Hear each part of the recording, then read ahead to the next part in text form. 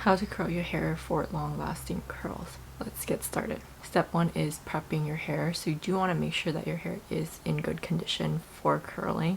So even when you're in the shower, make sure you're using a good conditioner, a good hair mask.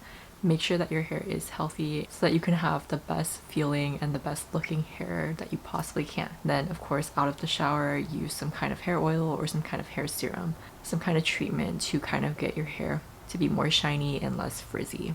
Now you actually don't want to curl your hair right away after you've washed it. Ideally, you would wait a little bit until your hair is a little bit dirty.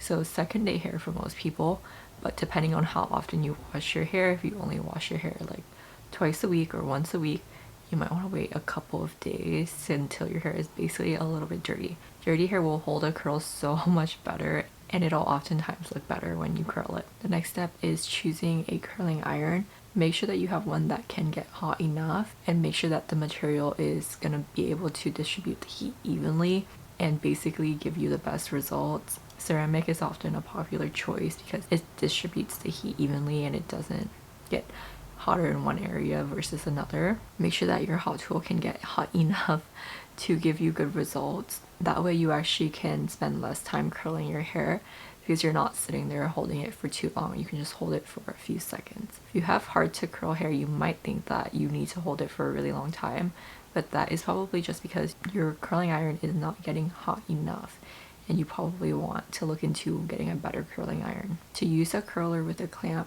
you're going to start actually at the top of your hair, curl a little bit, and you're going to want to curl away from your face, curl a little bit of hair, and then you're going to pull it down and curl a little bit more, and repeat the process until you reach the ends, and then curl it all the way up. This is so that you can distribute the heat evenly throughout the hair, versus if you were to just clamp your ends and then curl up, then your ends would get more damaged because they were exposed to heat for longer than the rest of your hair. If you want a more voluminous look, alternate between curling away from your face and curling towards your face. The trick to this is just making sure that the clamp is on the outside when you're curling away and then on the inside when you're curling towards your face. Another trick to make your curls last longer is actually to pin them up when they're still hot. If you don't want to do this, you don't have to. You can also just avoid touching and playing with your hair while it's still hot. You want to wait for the hair to cool down, because actually cooling it down is what sets your curls, and if you let them set, they're gonna last a lot longer than if you were to like brush them out while they were still hot. A good hairspray is going to be key. You can also use mousse before you start curling your hair. Depending on your hair type, some people will really prefer mousse, but hairspray is always a good option.